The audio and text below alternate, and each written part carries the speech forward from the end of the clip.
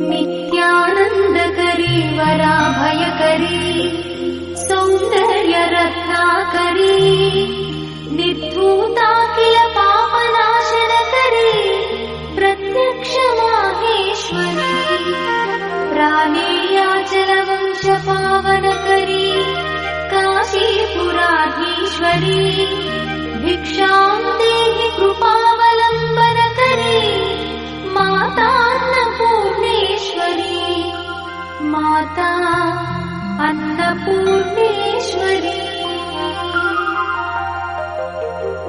नानारत्नविचित्रभूषणकरी हेमाम्बराडम्बरी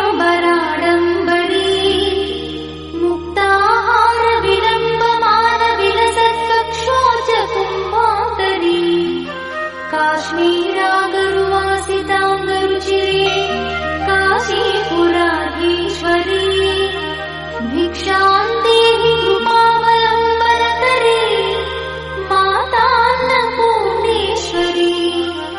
माता अन्नपूर्णेश्वरी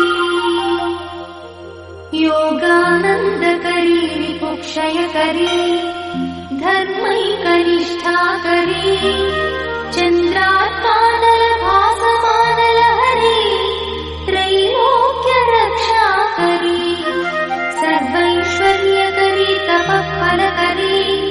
काशीपुराधीश्वरी भिक्षां देहि कृपावलम्बनकरी माता अन्नपूर्णेश्वरी माता अन्नपूर्णेश्वरी कैलासाचलकन्दरालयकरी गौरी उमाशङ्करी कौमारी निगमार्थगोचरकरी ओङ्कारबीजाक्षरी मोक्षद्वारकवाटपाटनकरी काशीपुराधीश्वरी भिक्षां देहि कृपावलम्बनकरी माता अन्नपूर्णेश्वरी माता अन्नपूर्णेश्वरी दृश्यादृश्यविभूतिपावनकरी ब्रह्माण्डभाण्डोदरी लीलानाटकसूत्रखेलनकरी विज्ञानदीपाङ्कुरी श्रीविश्वेशमनप्रमोदनकरी काशीपुराधीश्वरी भिक्षां देहि कृपावलम्बनकरी माता अन्नपूर्णेश्वरी माता अन्नपूर्णेश्वरी आदिक्षान्तसमस्तवर्णनकरी शम्भुप्रिये शङ्करी काश्मीरी त्रिपुरेश्वरी त्रिनयनी विश्वेश्वरी श्रीकरी स्वर्गद्वारकवाटपाटनकरी काशीपुराधीश्वरी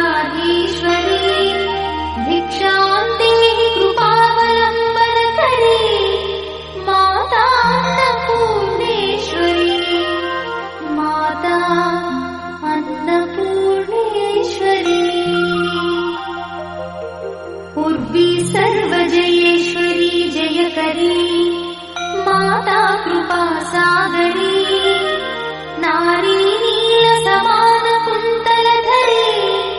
नित्यान्नदानेश्वरी साक्षात् मोक्षकरी सदा शुभकरी काशीपुराधीश्वरी भिक्षां देहि कृपावलम्बनकरी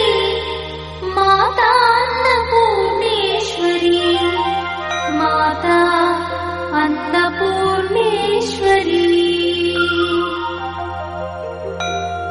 देवी सर्वविचित्ररत्नरचिता दाक्षायणी सुन्दरी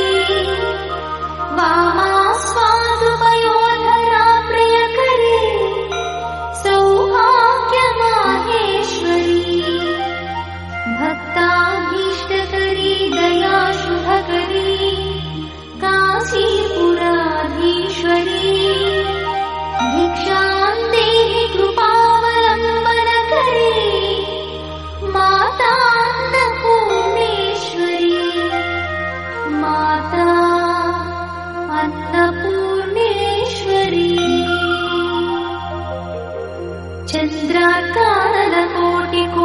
सदृश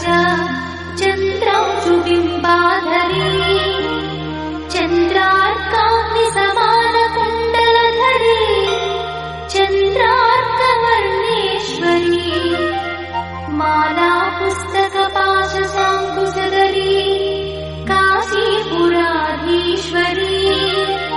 भिक्षां देहि कृपावलम्बनकरी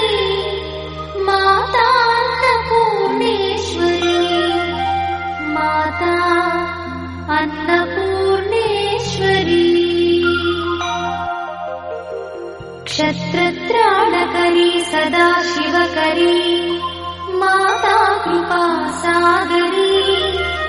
साक्षान्मोक्षकरी सदा शिवकरी विश्वेश्वरी श्रीधरी